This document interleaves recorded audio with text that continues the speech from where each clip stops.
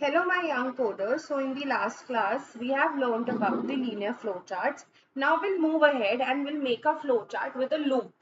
Okay, so obviously, to start ahead, we always have to understand what actually a loop is. So, any instruction that keeps on repeating, we call it a loop, and loop can be of two types. Okay, it can be either definite or indefinite. So here is a term loop. It can be definite loop or indefinite loop. Definite loop का मतलब है कि जब आपको पता है कि आप कितनी बार एक इंस्ट्रक्शन को रिपीट करने वाले हो. For example 3 times 4 times 5 times, तो उसको हम डेफिनाइट लूप बोलेंगे. और जब हमें अपना इंस्ट्रक्शंस नहीं पता हमें कितनी बार उसको रिपीट करना है या हमें उसको करते ही जाना है रिपीट, उसको हम फॉर एवर बोलते हैं. For ever loop that is an indefinite loop जिसमें हम नंबर मेंशन नहीं कर रहे हैं. So again, I have a set of instructions in front of me. So this is an algorithm.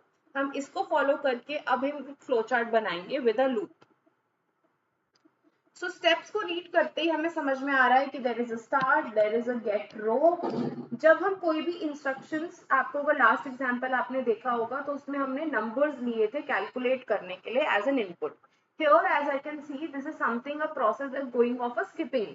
ठीक है, we are doing a child is doing a skipping कर रहा है वो. तो जब वो skip कर रहा है तो उसके लिए उसको सबसे पहले क्या चाहिए होगी, obviously rope चाहिए होगी skipping करने के लिए. तो this will become my input. जो चीज मुझे चाहिए कोई काम करने के लिए that will become my input. So मेरे जो गेट रोप है वो मेरा इनपुट है.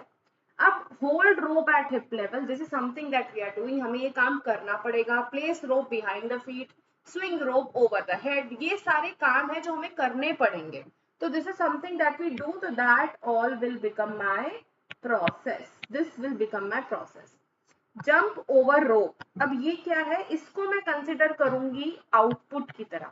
इसको मुझे कब समझना है, कई बच्चे कंफ्यूज हो जाएंगे कि मैम ये भी तो हम कोई टास्क कर रहे हैं, जंप ओवर रोप ये भी हम कोई काम कर रहे हैं, बट बेटा ये हमारा आउटपुट होगा. क्यों क्यों क्योंकि हमने एक रोप ली. हमारा प्रोसेस, हम काम क्या कर रहे हैं, हम स्किपिंग सीख रहे हैं, हम स्किपिंग कर रहे हैं.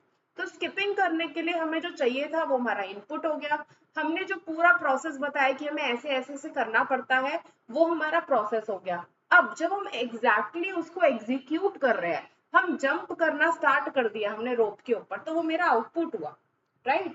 तभी तो मैं उसको बोलूंगी कि मेरी स्किपिंग हो रही है. This is my output. मैंने अपना सामान लिया, मैंने प्रोसेस सीखा और अब मैंने स्किपिंग करनी स्टार्ट कर दी, तो ये मेरा आउटपुट हो गया. तो this is my output. And here is one more special instruction given that repeat step 4 and 5, that is 4 and 5 how many times? Forever. Okay, so we keep on doing it. करते जाओ करते जाओ. Skipping में यही तो होता है, जब हम एक बार स्किप करना स्टार्ट करते हैं करते जाओ. वी आर नॉट सेइंग कि आप 100 स्टेप्स कर रहे हो 200 स्टेप्स कर रहे हो, दे आर मेंशनिंग कि आप करते जाओ. ठीक है, so let's do it. Will follow the same instruction. For start obviously we going to make an oval. I am writing 1. Step 2, get a rope. This is an input. तो input के लिए मैंने पैरेललोग्राम बनाया है. फिर hold a rope at hip level, this is a process, तो मैंने इसको रेक्टेंगल फॉर्म में बनाया है. फोर्थ हम देखेंगे, place rope behind the feet. Again this is something a process which we are following, तो मैंने फोर्थ को ये करा है. स्विंग रोप ओवर, ये भी मेरा क्या हो गया, fifth. This is also a process.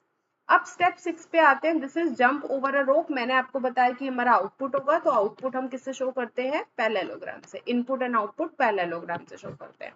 अब इसके बाद ये इंस्ट्रक्शन था रिपीट. इसका हमारे पास कोई डायग्राम नहीं होता है. रिपीट स्टेप्स 4 एंड 5, रिपीट करने के लिए हमारे पास कोई डायग्राम नहीं है, but we need to show it with the flow line. तो जब मुझे पता है कि मुझे स्टेप 4 एंड 5 को रिपीट करना है, तो मैं इसके बाद क्या करूंगी, लास्ट स्टेप के बाद मैं डायरेक्ट कहाँ चली जाऊंगी, 4 स्टेप पे. मैंने क्या शो कर दिया इस स्टेप के बाद, क्योंकि 6 स्टेप के बाद है ना ये 7 स्टेप. तो मैं 6 स्टेप के बाद मैंने क्या करा, मैं वापस से 4 स्टेप पे चली गई. मैंने वापस से रोप को अपने फीट के बिहाइंड करा और उसके बाद मैंने स्विंग करना स्टार्ट कर दिया. तो this process will keep on repeating. और मैं यहाँ पर लिख सकती हूँ that this is the forever loop going on. ठीक है, so this is the process. Okay, जब भी हम फॉरएवर लूप के बारे में बात करते हैं तो उसमें हमारी कोई एंडिंग नहीं होती, तो यहाँ पर हम कोई भी स्टॉप नहीं बना रहे हैं. क्यों, क्योंकि ये फॉरएवर लूप है, right. So this is how we work with loops in a flowchart. I hope you are able to understand this better. So if you want more videos, you can comment down. Thank you.